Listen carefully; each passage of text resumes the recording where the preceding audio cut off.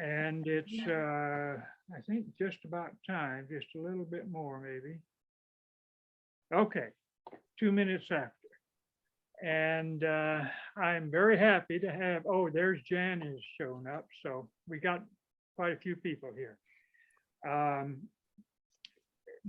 I had not met Beth before this, but I do know that she is a City of Las Cruces Housing and Neighborhood Services Manager. Well, actually, that's Natalie. That's Natalie. Oh, Natalie. Oh, okay. Well, see, I don't know much about nothing. Okay, well, Beth, I don't know any other way to do it but to ask you to tell the group what you told me, because these people would be very interested in knowing what you told me before we got going here. So I'll turn it over to you, and if you would let me know what's going on here. All right, that sounds good. Well, one, I want to just thank you for the opportunity to talk with you all today. As Charlie said, my name's Beth Bardwell. Back in the day, my daughter and I used to attend UU services when she was a young teen. And I was telling Charlie that my daughter participated in the UU's activities at the United Nations. I think Jane Ash and others kind of ran that program at UU, and just it was made a big impression on my daughter. And so I really just thank the church for offering that opportunity for my daughter. And she's now and pursuing a PhD in sociology at Stanford. And I think a lot of it has to do with just the support and kind of, exposure to interesting opportunities when she went to UU. But again, my name's Beth Bardwell, and I'm here joined today with Natalie Green, who is the manager of the city's housing and neighborhood services. It's Natalie and her staff who will be responsible for administering the GO bond should voters approve it. So I'm very happy to have her with us here today, and she'll be answering technical questions that may arise during the presentation. I'm chair of the League of Women Voters Affordable Housing Committee, and I'm also co-chair of a newly formed Las Cruces Coalition for Attainable Housing. I want to share just a little bit about the coalition. Membership in the coalition is open to the public, and in fact, many members of the UU Church participate in and attend coalition meetings as their schedule permits. So that's wonderful. Other members include Doña County Resilience Leaders, the League of Women Voters,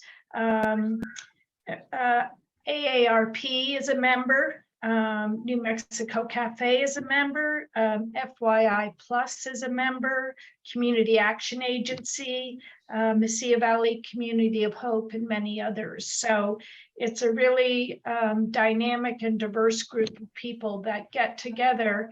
And we joined as a coalition to nominate housing as for one of the capital improvement projects for the city's 2020 general obligation bond program. That's why we formed.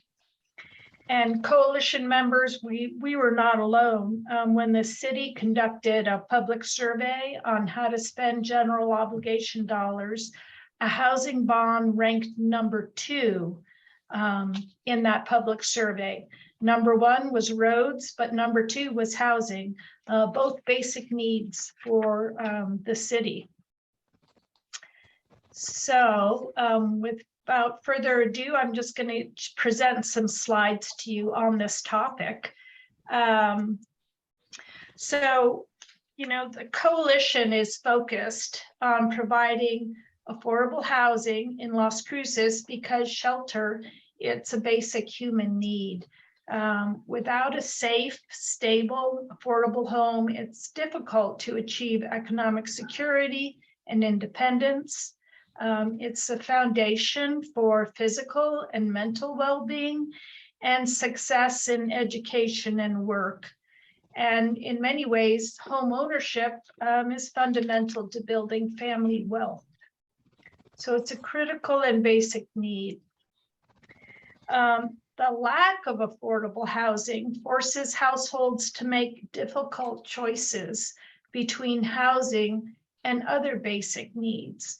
There's a basic rule of thumb that you should not have to spend more than 30% of your household income on housing so that you have enough income to buy other essential needs like healthy food and prescription drugs and pay for doctor's visits and childcare and to purchase gas. So affordable housing helps families meet their basic needs. And currently there is a shortage of affordable housing in the nation, in New Mexico, and in Las Cruces. And if you read the national news, very often housing is a front page story these days because of this shortage. And one reason we have a shortage of affordable housing is we stopped building it decades ago. So if you look at the illustration at the top of the slide, you can see that housing comes in many shapes and sizes. On the far left, you see the most common type of housing in America these days. It's the single family house. And if you look from left to right on this illustration, you can see that you see a multitude of other housing types that used to be much more common. These housing types are called missing middle housing or multifamily structures.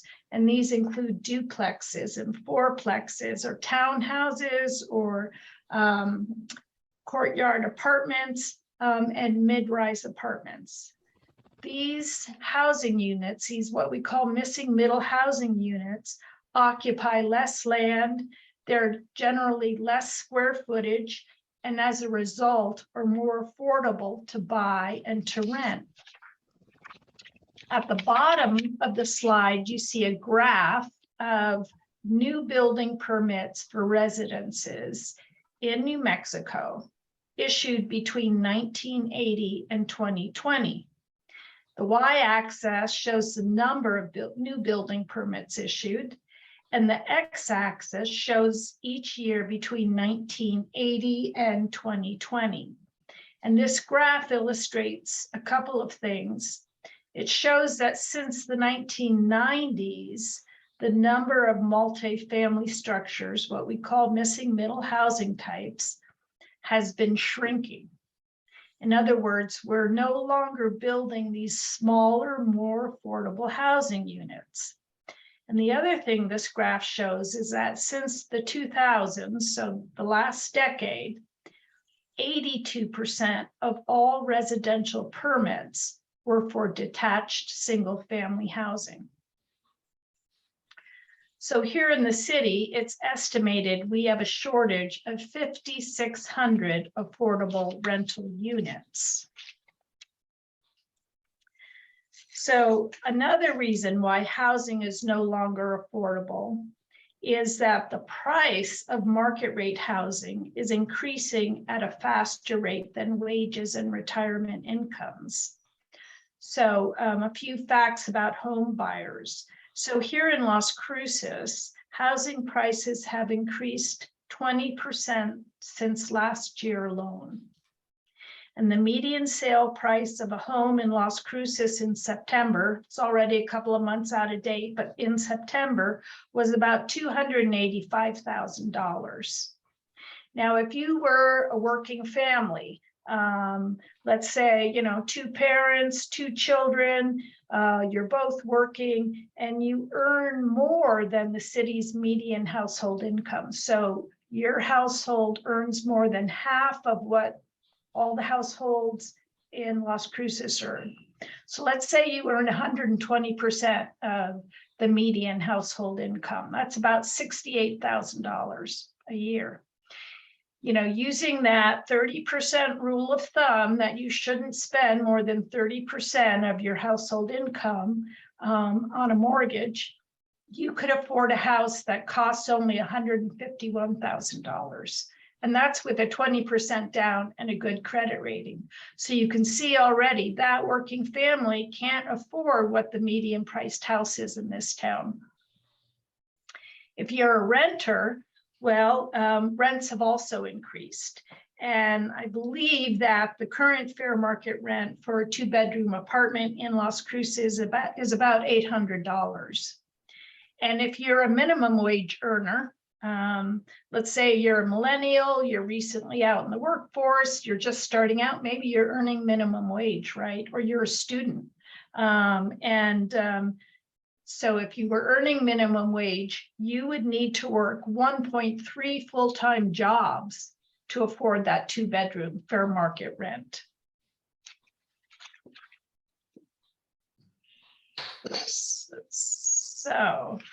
So if market forces aren't building housing that many Las Cruces can afford, then federal, state, and local government need to step in to help build more affordable housing.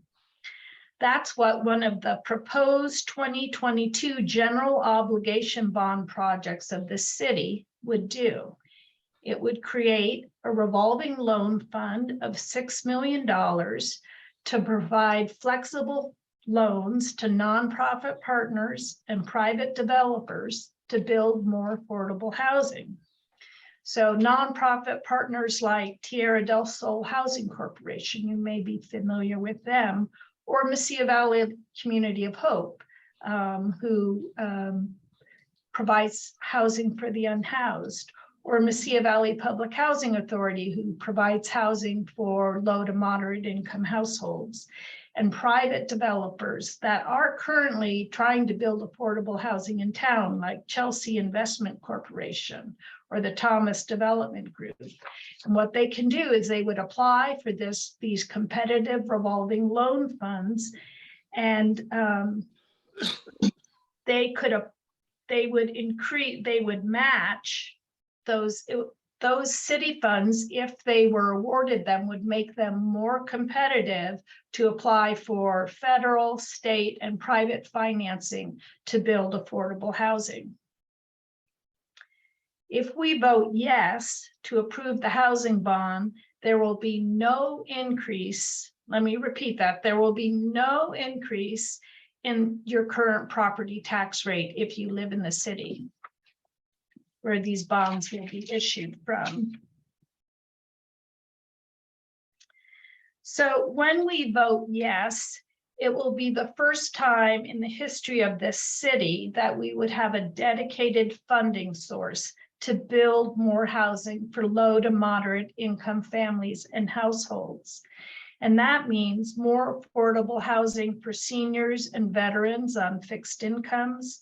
It means more affordable housing for working families and essential workers who were here for us during the pandemic. That means more affordable housing for single parent families and more housing for millennials, children that, are my children's age, who grew up here and they're just starting out on their own. So how does it work? So let's assume that voters approve that bond. Those bonds are going to be issued, and those funds are going to be deposited in a trust fund within the city. It's called the Affordable Housing Trust Fund and Land Bank. It's already created, and it is established by ordinance. And it has many criteria for how that trust fund and funds within that trust fund would be administered and spent. But generally, it'll be a competitive process. The city would issue a request for proposals. There's an advisory committee comprised of people who live in the city, who have background in financing and construction and other financial expertise that would review and recommend the project. But the final authority rests with the city council, and the city council would receive that recommendation and decide to approve or not approve that project. Then the loan would be issued, and as that loan is repaid, then those funds would go back into the trust fund to be used for more projects for affordable housing.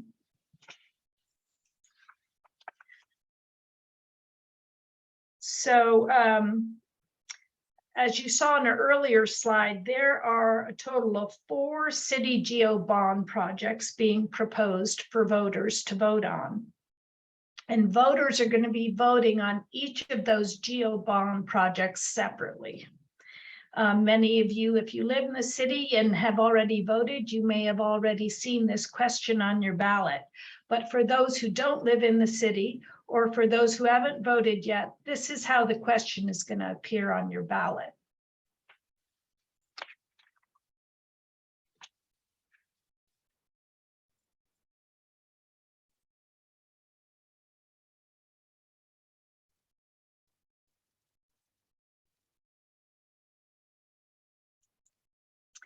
So many of us in this Zoom room, we may be able to afford these housing prices in Las Cruces, but many of us in this city cannot afford that. And they say that affordable housing is the first rung in the economic ladder of opportunity. And with the shortage we're experiencing, the rung is broken. So how do we fix this? Well, we have the power. We have a choice. We vote. And without this bond, the funding for housing programs will continue to be substantially limited. Housing costs may continue to rise, forcing many households to make difficult decisions between meeting their household needs or other basic needs. And I wanted to present to you today to ask you to encourage your personal network, your friends, your family, and your colleagues to vote yes on the $6 million general obligation bond for housing. And here's what you can tell them. Here's some facts that you can share with them about the GEO bond. So this is the end of my presentation, and both Natalie and I are happy to answer any questions. And so let me just open the floor and ask, what would you like to know more about?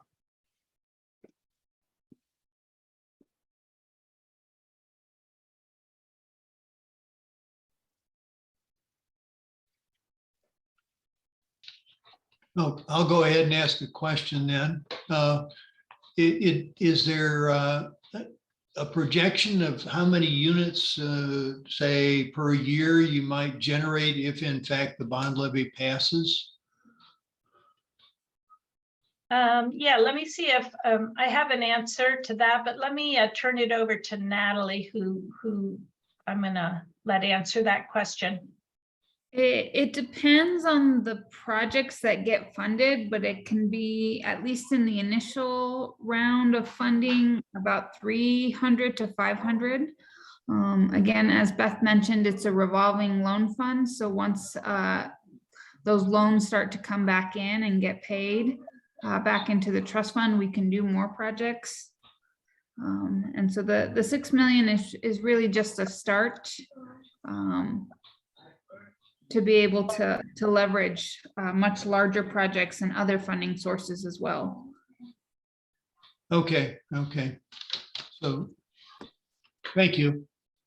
Yeah, and I could just add to that, Dave, when we were working with American Association of University Women, why am I blanking on Ruth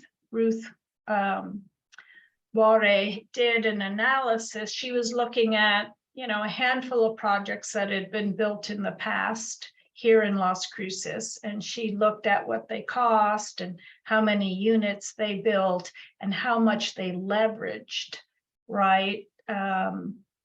So with dollars. So she estimated that, a nonprofit partner or a private developer could leverage with every city dollar between $5 to $6 in other funding. And when she looked at what the cost of that unit, the average unit cost, she estimated with, they could leverage $6 million in city funds to bring in something on the order of, I think, 36.5 million is what is on this slide, but that's about the magnitude. And that you could build at least 175 units with that money. But I think, Natalie's point is that, it's a revolving loan fund. So as they pay back that loan, funds are coming back in. And it really depends on the type of unit they're building.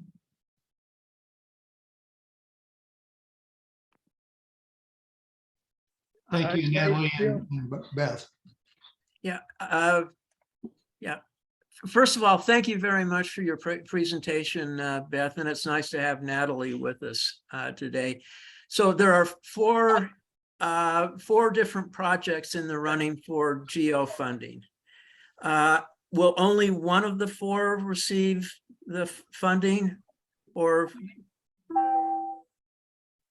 No, all four will be on the ballot, I know, okay. and all four, if approved, will be funded because the total GEO bond budget is 23 million. Okay, all right, thank you. I was wondering if, if I had to vote against some of the other ones in order to make sure that the housing one went through. No, they can all pass and they can all be funded. And yeah, Okay, great, and you thank see those other four that are on the screen there, or the total projects. Okay, and if I could ask a quick follow-up question, has there been any polling done by any organizations to get a sense as to how the electorate is feeling about these various projects? And are you all getting any pushback for trying to expand the stock of low-income housing in the city? There was some polling initially before we selected the question, and all of that was fairly favorable. There is one group that has been more vocal around housing issues, but they're really tying it to the increase in crime and conflating the two, saying, increasing affordable housing means you're increasing crime and homelessness in the community. So we have seen that group, but generally most of what I've seen is favorable, or even I got one begrudgingly yes. I don't necessarily agree, but I support it. I'm gonna vote for it anyway, kind of thing. So the group that Natalie's referring to is called Conservatives in Action.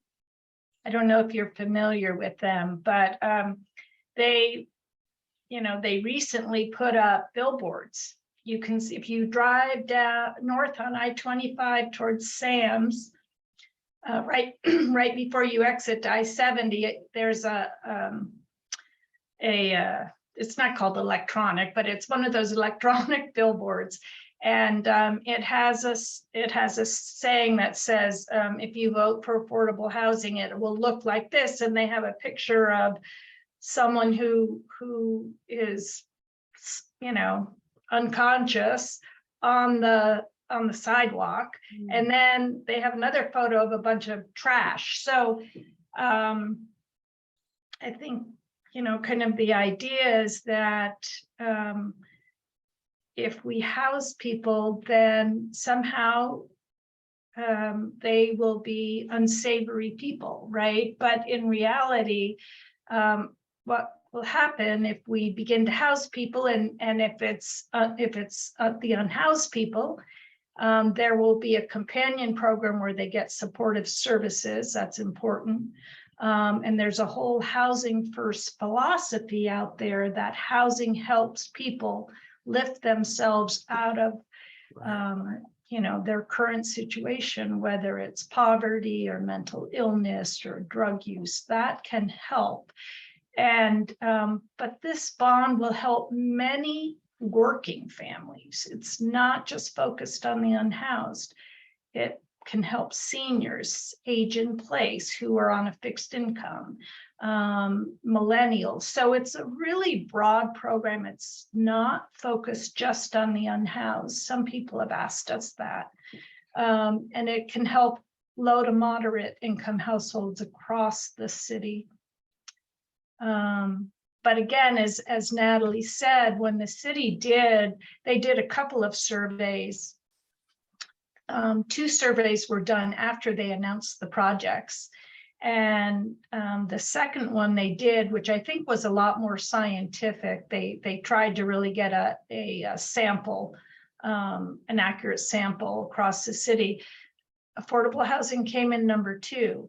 So, of a lot of projects that were proposed. So I'm hoping that there's broad enough support. There's a lot of needs in the city, and a lot of people support recreational projects, and that's fine. And I understand why people feel it's important to provide adequate recreational facilities in the city for children and seniors as well. But housing is a basic need, and we feel like that's where we really need to be investing the money. Jack Welch has been trying to be recognized. Yeah. Beth, I'm going to ask the Las Cruces Home Builders Association should be on board with this. Do you have communication with them? I'm going to see if Natalie wants to reply to that. They're not a member of our coalition, but like you're saying, I mean, this is going to create jobs, this construction jobs. This is going to be building residences. So it's certainly in line with their business. Natalie, do you talk with them directly on this? Sure, I do meet with them. In fact, I met with them last month. They seem supportive of this. They've been working a lot with the Build My Future project, and we're looking to collaborate with them, where they take high school students and they build a house as a learning process for those sort of missing skill sets that our students don't have access as much anymore. So they learn sort of on the job skill, construction industry skills. And so we're looking to support them through that, either with providing land or providing some of the construction financing. So the house that they do build can go to an affordable family. So we have talked to them, and they're members of both the housing PRC for the city, and then the Affordable Housing Land Bank and Trust Fund Committee. Great, thank you. Annetta, you had your hand up. Yes, I'm wondering who will own then these buildings, and are there any safeguards in there that these buildings will stay as affordable housing over the long run? Or can these people that own the buildings then after 15 years or so turn them into double the rents or triple them and go like, yeah, man, you're out of here. I'm going to put in, the new kind of gentrify them, so to speak.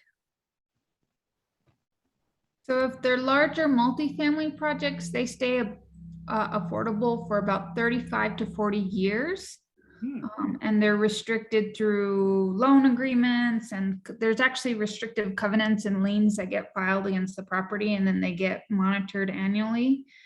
And then if they're for home ownership, they're owned by the families, and there is an affordability period. So we monitor that that's their primary home and they occupy it for the life of that period, which is usually 15 years. So if they sell it within 15 years, depending on how it was structured, they owe us our investment back and an equity share of what the value that gained in that time period. Most times the families will live in it and it gets passed down, generation after generation, but there is the occasional one that comes back to us. I know I've been with the city 13 years. I can only think of maybe 3 that we got paid back on. Oh. And then So, Habitat, I was gonna say Habitat for Humanity, they've built well over 100 units and they've only had 1 ever get foreclosed on, and it was because the homeowner passed away. And so everyone successfully stays in their homes and completes the programs. And the other renters, is there, if they start making more money, will they have then to move to the open market rental units, or can they stay in those buildings that are made for intended for the low income renters? So usually their rent will get adjusted. They usually get adjusted up because they get income qualified every year. They usually don't make them move, or at least not right away. But what we find a lot of times is that as people's incomes increase, they naturally move from those units anyways. To other areas in town, or they move on to that missing middle or home ownership option. Okay. Thank you. I'm curious about how do you determine, when you make a loan out of that fund, how do you determine the interest rate? So we generally try and keep our interest rates low. We do have a loan policy that we look at what the prime rate is, and then there's a calculation. But standard for like multifamily is about a 3% residual receipts loan. The actual home ownership units, if we're working with someone like Tierra del Sol, they actually sell those mortgages and the bank determines the interest rate. And then Habitat for Humanity, they hold their own loans. And so the interest rate is just however it amortizes out over like a 20-year period. But we try and keep them low and competitive. And at this point, anything we give is competitive because the prime interest rate is well above 7% for an excellent, credit score. If you have an 800 plus credit score, you're looking at 7%, 7.5%. So hopefully they don't go too much higher.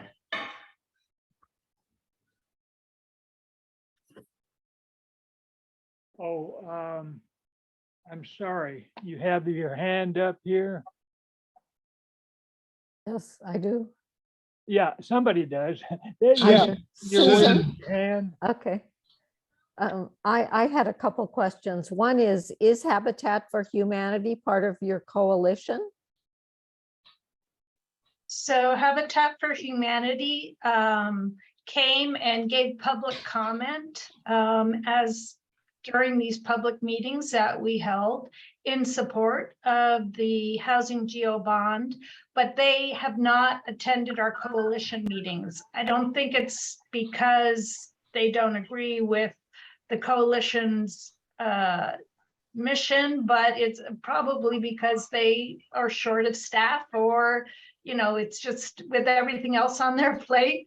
But I think they support this very much. Mm-hmm. And my second question is, I know you said that all 4 of the bond requests, could be approved. I'm a little confused. Where did the initial money come for all of that added up, I don't know whether you said it was 23 million or whatever. Where did all that money come from? So I'll give you my layman's understanding, and then I'm going to turn it over to Natalie, who's going to give us the technical explanation. But basically, so GO bonds are paid back through property tax. So within the city, I think the city assesses 6 cents on every dollar of the value of your house. So they use that as the dedicated revenue source to pay back whoever purchases these bonds on the bond market. So, you know, the first GO bond that the city ever issued was in 2018. And that GO bond was for $33 million. And there were 4 or 5 projects that got funded with all of that money. And I think at that time, there was a slight increase in the property tax rate that the city assessed. Then they paid off those bonds since 2018. And they are able, because they paid off those bonds, but they still have the current tax rate, they're able to issue new bonds in the amount of 23 million that they can dedicate property tax revenues to pay off without increasing your tax rate. So I believe that is how it's working. Natalie, can you shed more information on that question? Sure, it's based off the mill rate. So I tell people it's almost like a loan. The city's borrowing off your future payments of property tax. And so we know if the voters approve this, we'll get X cents on the dollar every year for the next 4 years. And so we take out a loan and we build those projects up front, and then we slowly pay off that debt service over time. And so we're still paying off a portion of the last bond cycle. That's why we got $35 million last year, and we're only getting $23 million this year. So it's almost like it's like a stair that how we structure our debt service payments without getting too complicated. So we pay a lot up front, and then we slowly pay less, and then we can add more bonds. And so that's why they're saying there's no increase on the city's portion of the property tax. And then the state has 3 bond questions, and the schools have a couple bond questions. But I don't think they're anticipating any increases in their bonding levels either. They're just these revolving payment things. Thank you.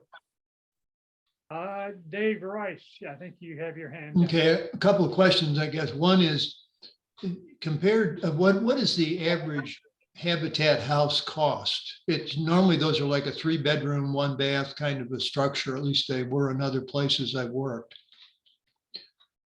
And how does the average salary for a teacher or a firefighter stack up to buying one of these units, which is, or a Habitat house?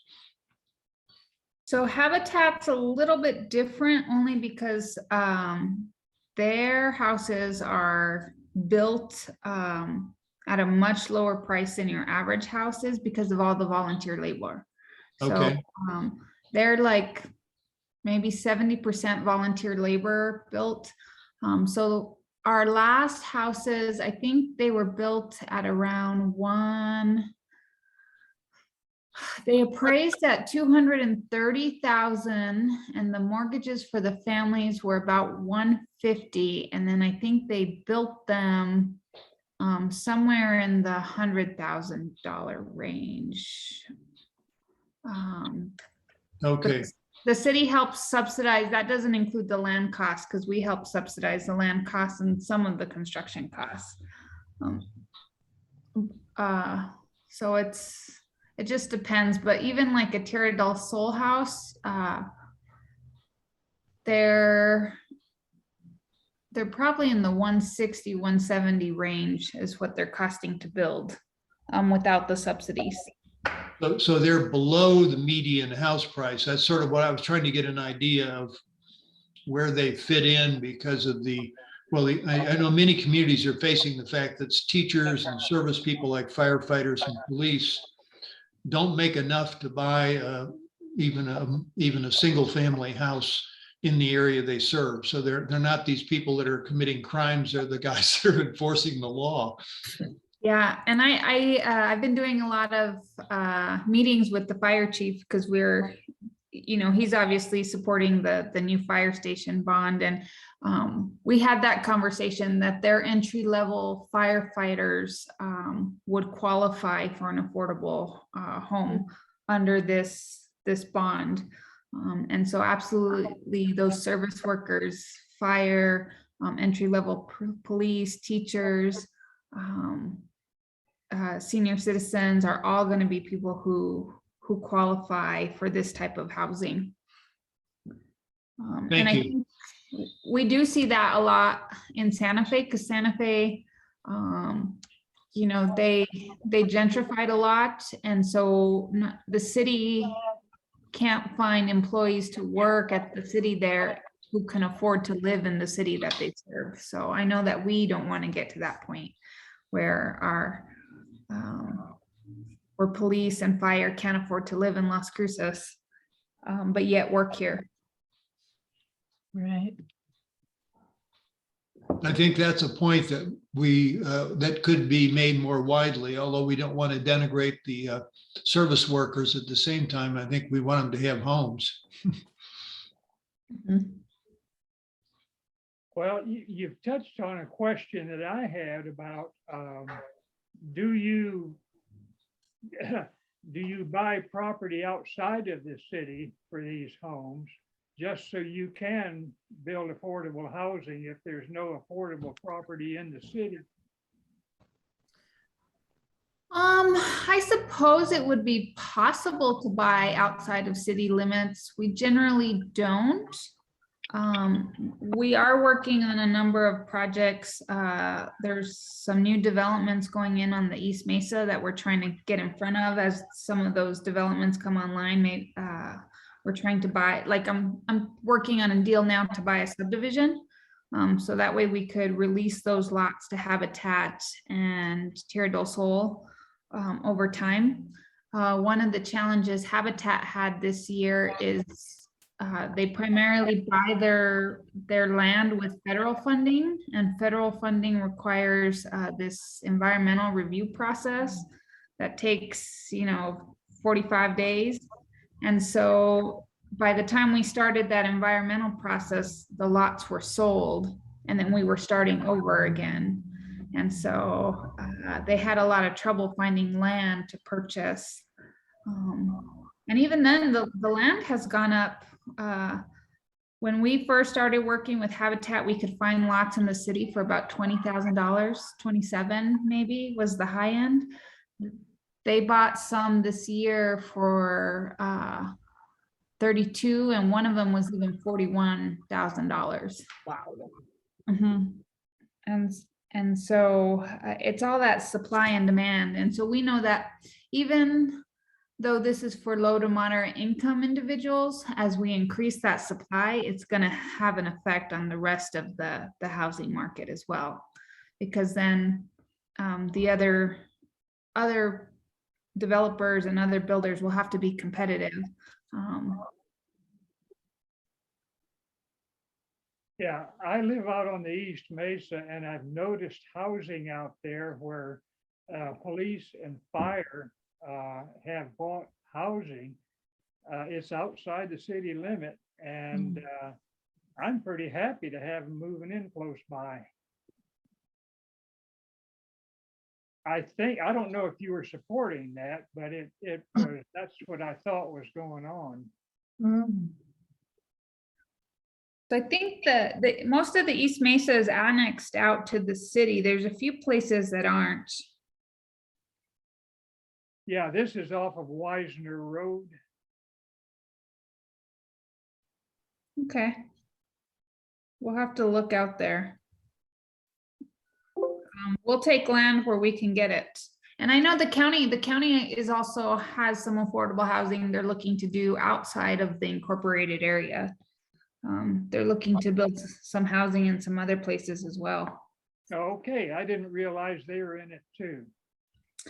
There- Dave Steele, I think you have another question. Yes, I do. Thank you. Are any of the proposed projects going to be geared towards, retirement community types of demographics? So I think one of the first projects is going to be in a senior apartment complex on South El Paseo. We have a developer that's looking to submit an application. And I've seen the plans. It's very nice. It's all, most of them are like a 1.5, they call it like a 1.5 bedroom. Because we find that seniors, not only do they want to live, they also have hobbies and, extra stuff that they want. So they don't want that smaller 1 bedroom. But that's one of our first projects that's coming down the pipeline, is a senior housing complex. Will that complex also, provide other types of services to senior citizens, access to, on-site health care and things of that sort? I know that the developer is proposing like a community room and some food spaces. It's right next to a park, but we could look. I'm sure they'd be amenable to partnering. What's interesting is it has a couple market rate duplexes, so it'll be like a mixed income community. But it's definitely a possibility. Yeah, I think they're proposing to build it on Farney. Do you know this location? So there's the Las Cruces High School, and then if you are on El Paseo driving towards the university, it's on the left there. I Right. think that's where they're proposing to build it. And there's as Natalie said, there's a wonderful open space area there, a park. And then there's also the Las Cruces, the municipal swimming pools close by as well. Cool.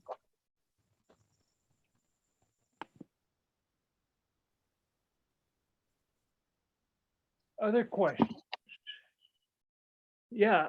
Dave Rice again. In the old days, we used to have what was called Section 8 housing, which was often in the larger cities.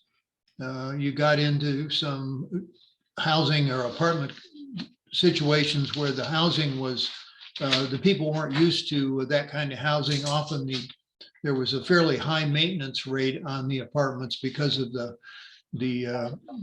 damage that people did to the housing. Is that built into this process, or am I dealing with a wholly different population? So a lot of that's public housing, and the federal government outlawed it probably in the 80s. So one of our projects we're looking at is to redo some of those areas. So near the housing authority now, I don't know if it'll be ready in time for this funding or if it would utilize other funding, but we're looking to take some of those units down and build like a little more densely and just better looking housing. But the federal government stopped supporting public housing, and it definitely shows even in the existing ones. They provide very little funding for repair and maintenance and all of that. But yes, the big tax credits, as part of their budgets and how they get underwritten, they have to include repair and maintenance funds into the financing structure. And so those projects get looked at very, very thoroughly to make sure that they're going to cash flow, and that they have those set asides for that repair and maintenance, so they stay safe housing for that 40-year period. They have to plan that out. Okay, thank you, Natalie. Yeah, I can just add a little bit to that, because I used to be on the board for the Mesilla Valley Public Housing Authority. So, the public housing that I think we all grew up and were familiar with was really funded during the 60s. And there's a number of public housing projects in the city. The one you may be most familiar with is the public housing near the Munson Senior Center. And I forget the name of that project, but anyway, there are some around town. Well, then what Congress decided to do was to stop building public housing. They continued to provide capital funds for the housing stock, but not at the funding level that was really sufficient to keep those public housing projects being rehabilitated and upgraded over time. So that housing stock now is 40 years old, right? So it's pretty old. So what Congress decided to do then was they said, okay, well, we're going to create a Section 8 program. And what that program does is it says we're going to rely on the private rental market to build and maintain housing. And what the federal government does is it subsidizes low to moderate income households' rent so that they can afford those private market rents. That's what Section 8 housing is. And there's like a incredibly long wait in this city to get a Section 8 voucher from the Sea Valley Public Housing Authority. I want to say, 2+ years Oh to my. even get on the list.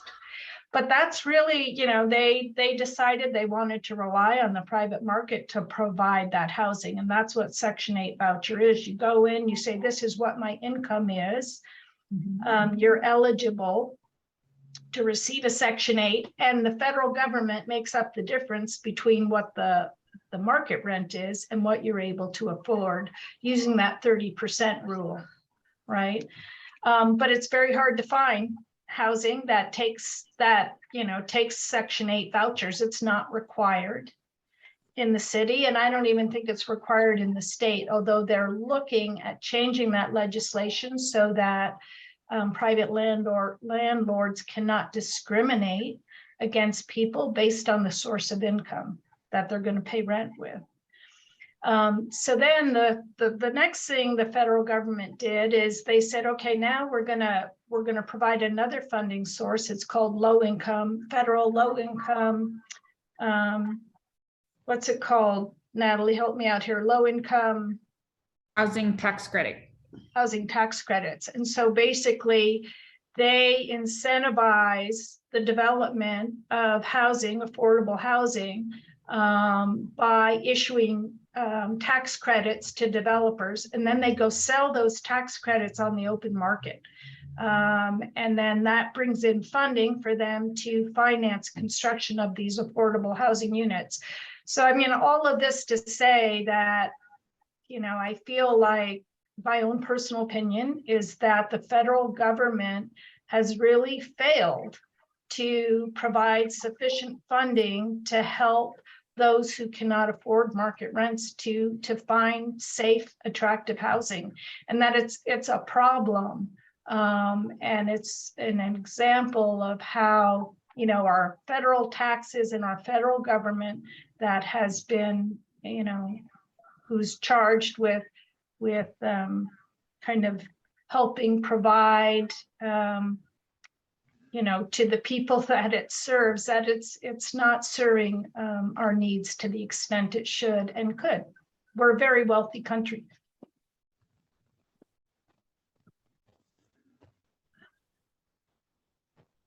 Thank you.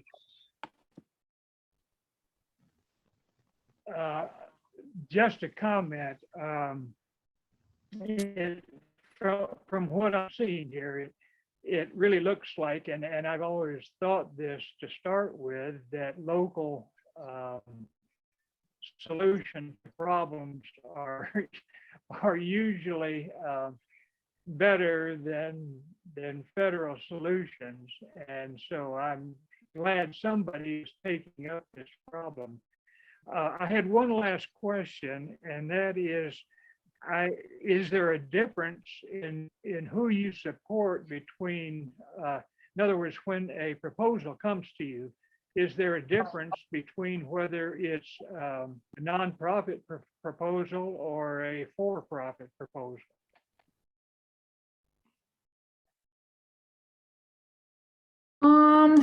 Either way, they have to meet the state guidelines for being eligible to apply.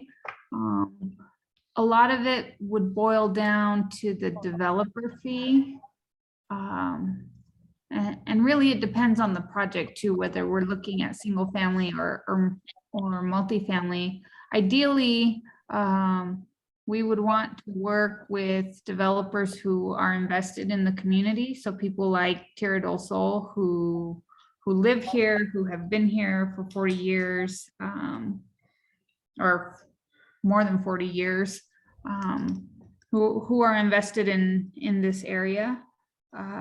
But there are opportunities to work with some of those for-profit developers. A lot of times, the for-profit developers are applying for those low-income housing tax credits from the state. And so that money is already coming to New Mexico. We just want to make sure that some of that money comes to Las Cruces, because it's going to go somewhere in the state, whether it's Hobbs or Albuquerque or Carlsbad. So we might as well be competitive and try and get some of that here, whether it's a for-profit or nonprofit. But it's very hard for a for-profit developer to become a qualified grantee in New Mexico unless affordable housing is their business model. So there's very few for-profit eligible developers out there. It's not going to be like your average Hakes Brothers or Thurston or something like that. It's going to be someone whose mission is affordable housing as a development model. So hopefully that sort of explains it. Dave, did you have Dave Rice? Did you have one last question? We're about out of time. Thank you. I did not. I was just scratching my face. So. Oh, okay. All right. With that, then Dave's. By the way, let me thank you guys. This has been most interesting. Really appreciate it. Thanks, Beth and Natalie. And Yes, and thanks for the work you're doing on behalf of our city. It's admirable. Thank you. Thanks. Yeah, I just want to say, I think we're really lucky to have Natalie Green in the city and working on affordable housing for us. You can see the depth of her knowledge and understanding. And so we're really lucky. And I look forward to, seeing her ability to implement affordable housing more if this bond passes. Thanks. very good. And then Dave Steele, if you will announce the next roundtable. Yes, next Sunday, we will be hearing from Jess Spahn, who's the clinical director of the Donna Anya County Crisis Triage Center, a new resource in our community. And she'll be talking about how families and individuals can gain access to mental health support on an emergency basis. Okay, great. Hope to see you guys back next week for that presentation. And thanks again for this one. Thank you. Bye. Thank you. Bye.